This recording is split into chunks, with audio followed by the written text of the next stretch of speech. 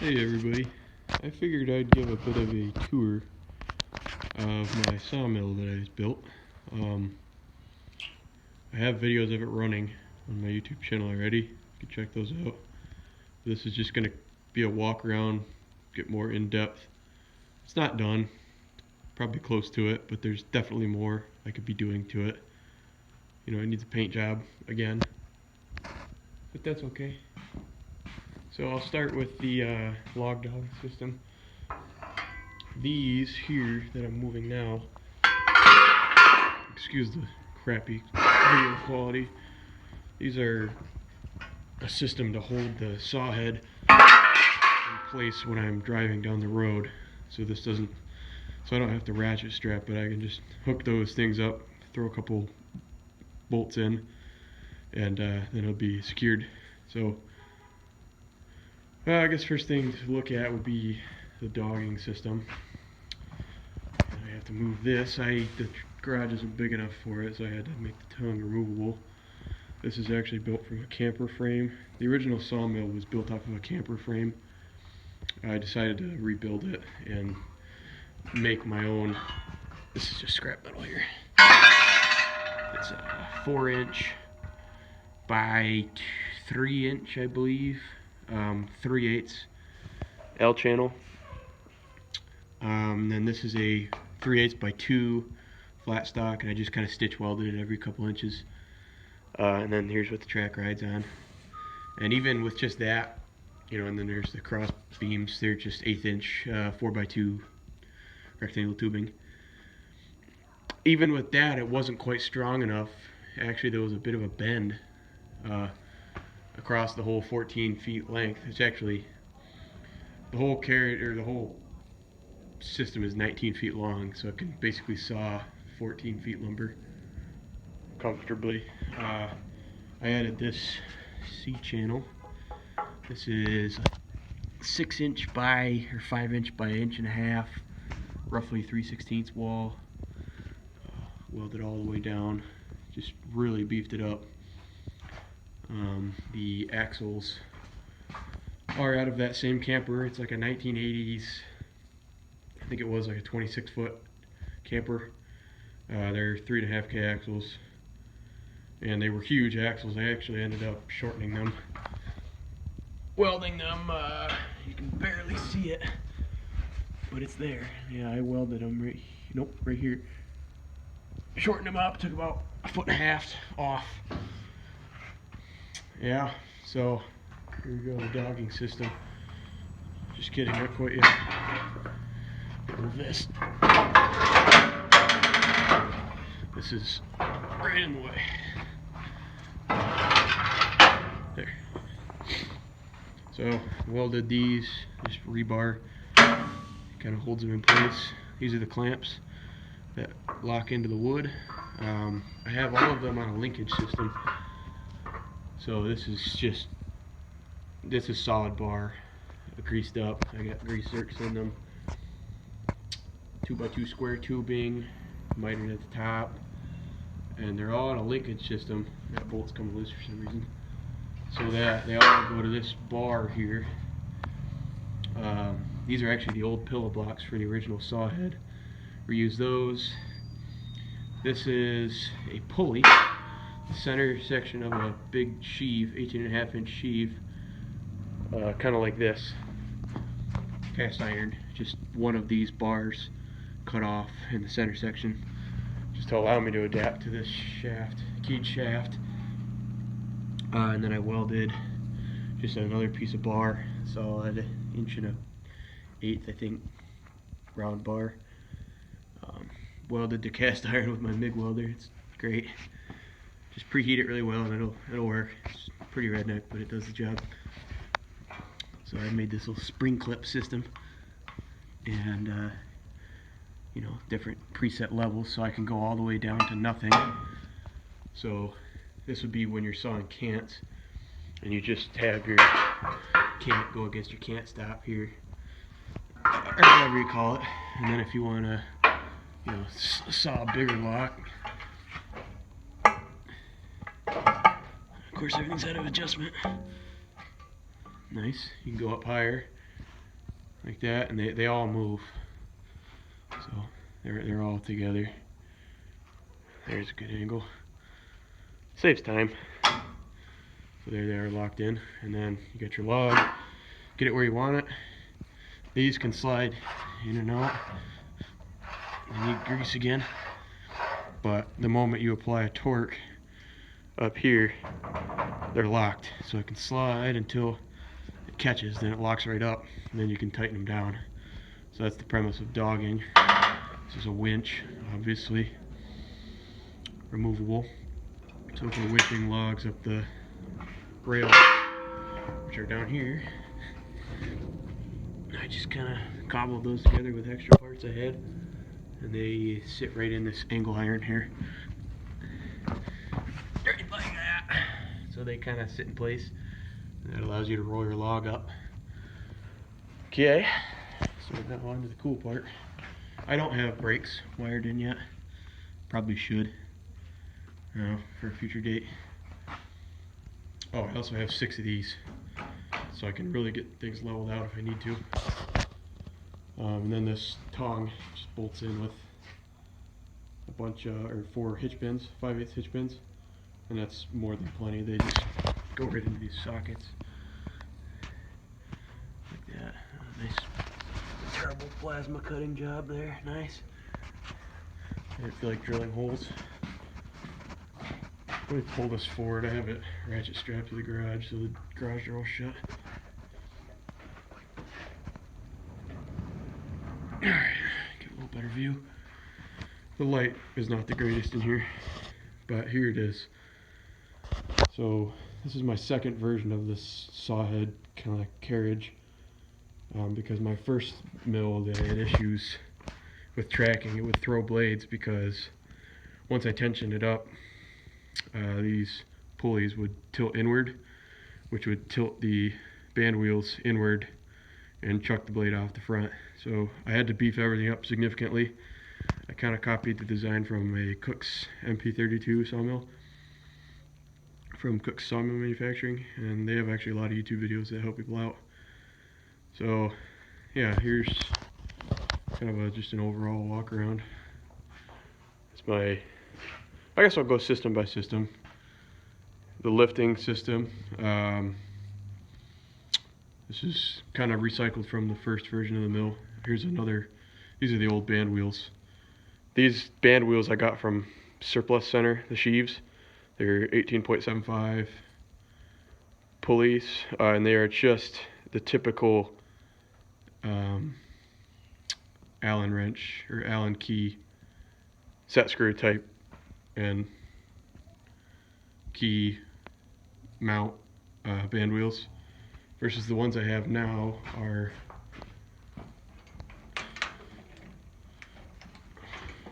take these off. And they're a homemade system here for keeping these doors open or closed rather.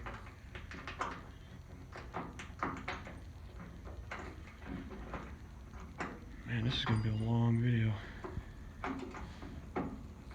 Goodness.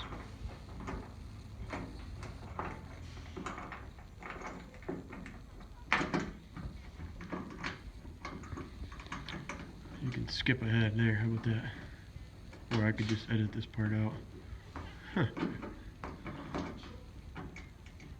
That probably won't happen. Come on.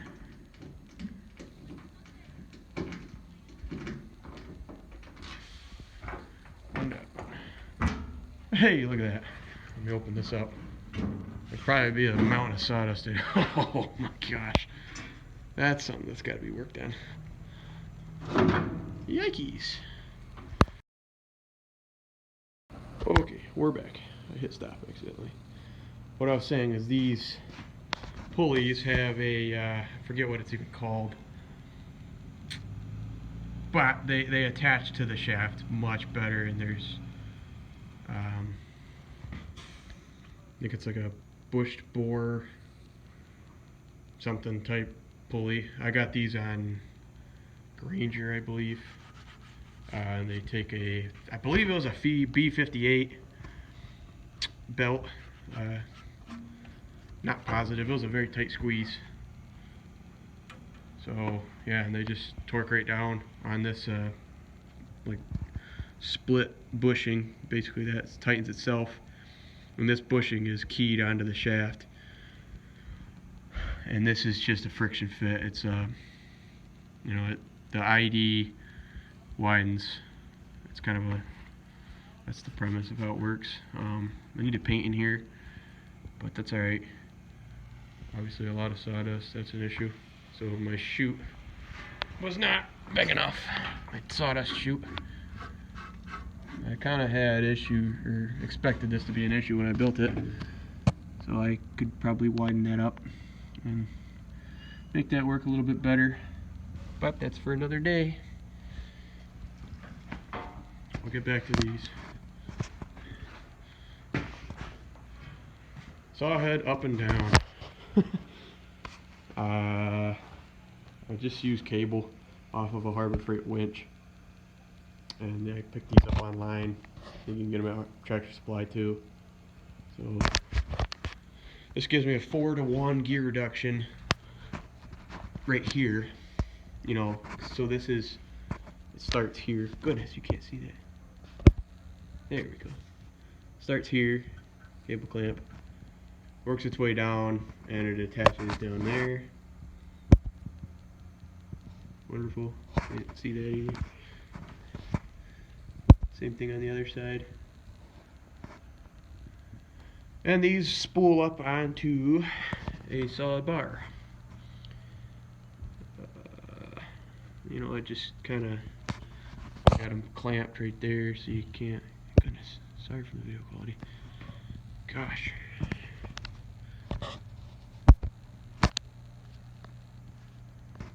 They clamp on there and it spools up. This is also a gear reducer too, because I don't really feel like explaining it, but it is. And I have another 2-to-1 gear ratio reduction here. Chain drive, sprocket. I would convert the whole thing to chain drive if I have the time and money. So that, you know, basically, this is another homemade. It's spring loaded. It works really nicely. This is kind of free to move.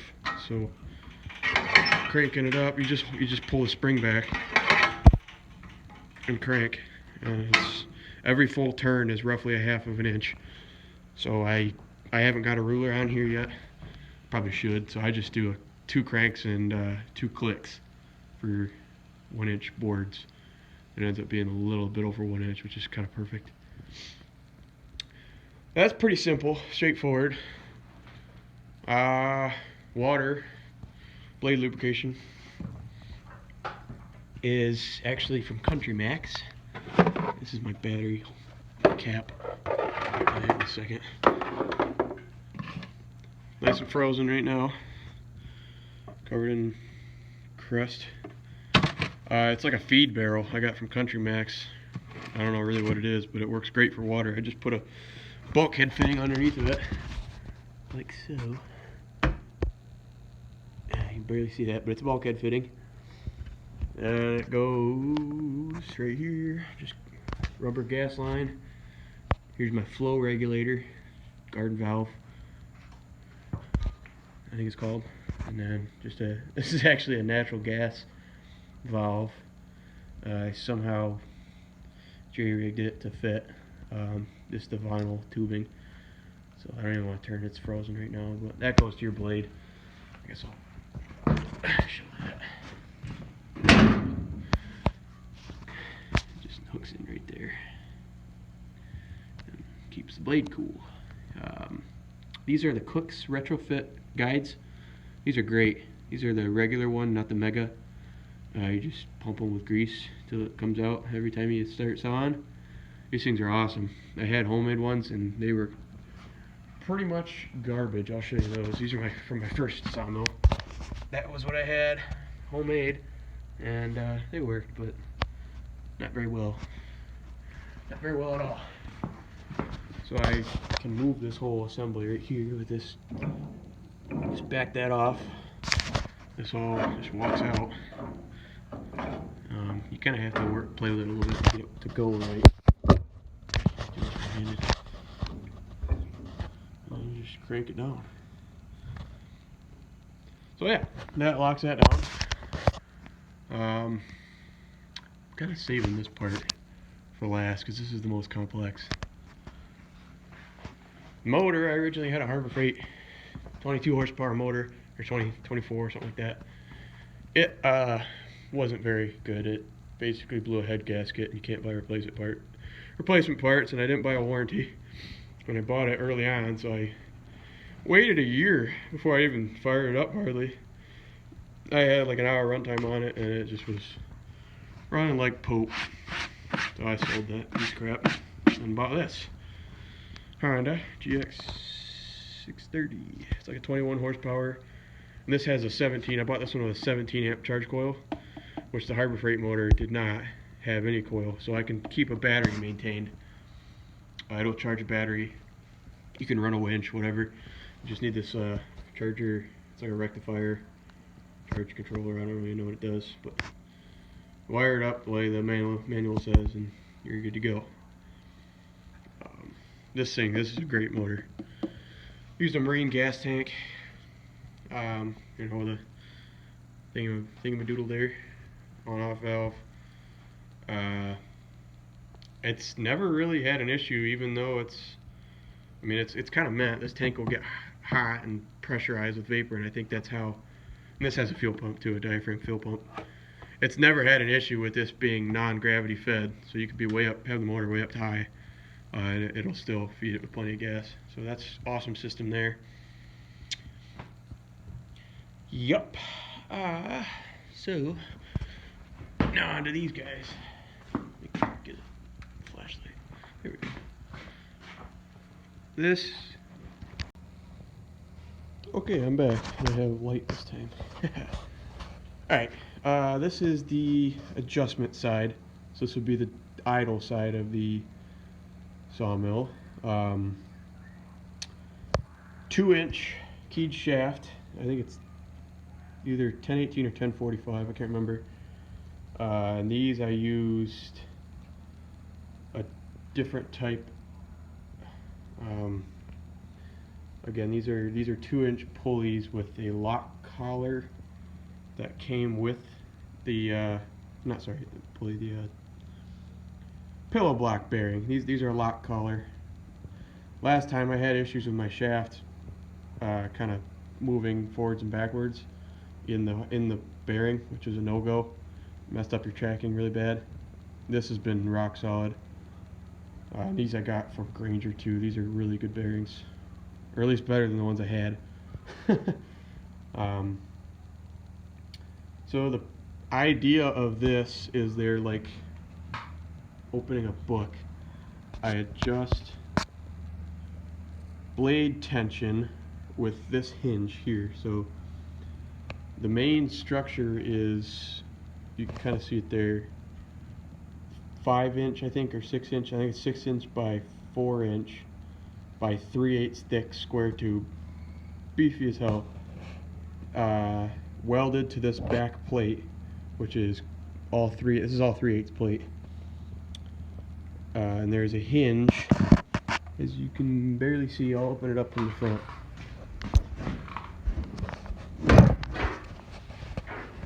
Here's the front hinge. So that's all homemade hinge. I haven't found a way to grease it yet, so I just pre-greased it really well. I'll figure that out. This hinge does the tracking, so this adjusts the pulley left to right. This other hinge does blade tension. So that's kind of how that works, and it's on a spring. At first I never had it on a spring. I had it on Acme thread, or just threaded rod rather. And this is much better for blade life because it has a bit of a suspension. So, and the idea here is that I have it detension now, but you basically run this bolt down, you run this guy down, so it compresses this spring, obviously pushing this plate like this, and that tensions up the blade. I put these on here as like quick detensioners. Once you get this where you want it, this bolt here where you want it, this way you can run these down and compress the spring even more to take tension off the blade for quick changes. But I've found that this spring, this is actually my second set of springs I've had on this mill. My first ones were so small there was hardly any adjustment. These ones have enough adjustment, but not enough to fully detension the blade without moving this guy, so that kind of stinks. But it's easily, this nut is easily accessible. My first or second go around, actually, because I've basically rebuilt this twice, this was in the way. It was right under here, so I had to move this, but now there's ample room to get in there and move things around. These are how I adjust tracking. And my last mill setup, the pillow blocks were oriented, they were sitting flat, so they were actually sitting like, turn these things 90 degrees this way, one here. So I had no way of really adjusting tracking short of undoing these bolts and kind of wiggling them one way or another, and it wouldn't hold tracking either. It would just move. This way is super easy. It's fine thread, and it's all just it's dead simple. If I want to move, you know, a little bit one way or another, just back off these two bolts and tighten these ones, and then it will move that whole plate over and kind of open up this book. It'll open this up a little bit, and that'll shoot the pulley. It'll tow it in, so it's really easy to track. And it's the exact same thing. I'll run over the other side and show you. Alright, dude, there's not much room in this garage.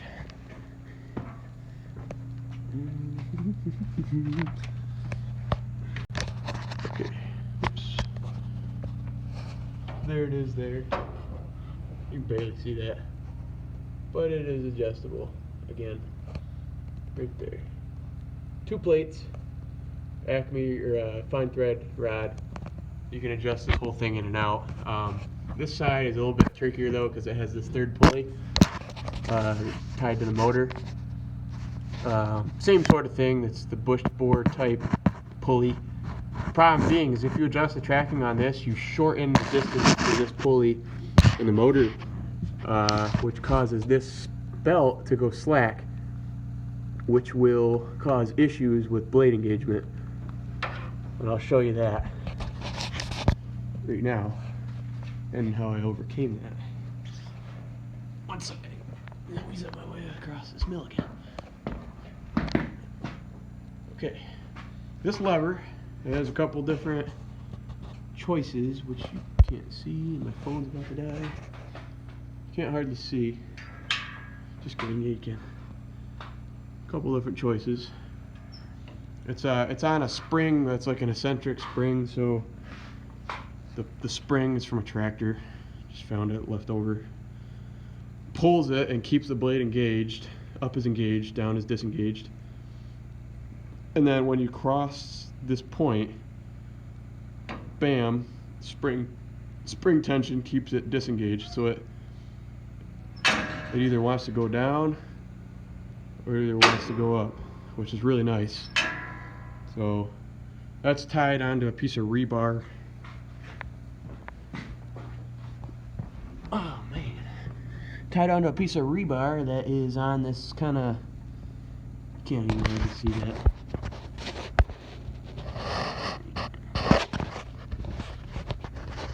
But it's there. It's adjustable. Kind of fabric cobbled that together. It's basically a turnbuckle, homemade turnbuckle. Goes into this angled seat piece. More choices for how much throw you want. So I try to build adjustment in redundancy wherever I can. I lift this up. This engages the pulley. Just tightens the belt up. That's all it's doing. Tensioning that belt. So you move the tracking too much, this belt goes flat, you know, when it's tensioned, and then it spins on this pulley. So that's all not very good, and I had to put this in or else the belt would flap really bad once I detensioned. haven't quite found an ideal solution for that, but it works right now. It's ugly, but it works. And I probably should build like a cover for that. Kind of dangerous.